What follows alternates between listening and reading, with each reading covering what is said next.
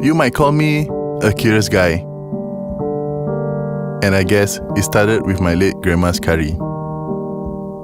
I remember thinking about it when I was a kid. Why does it taste so special? Why did it make me so happy?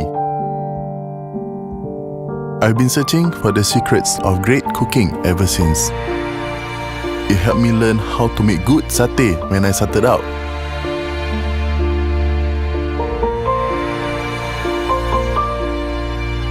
And it still drives me today when I cook for my guests.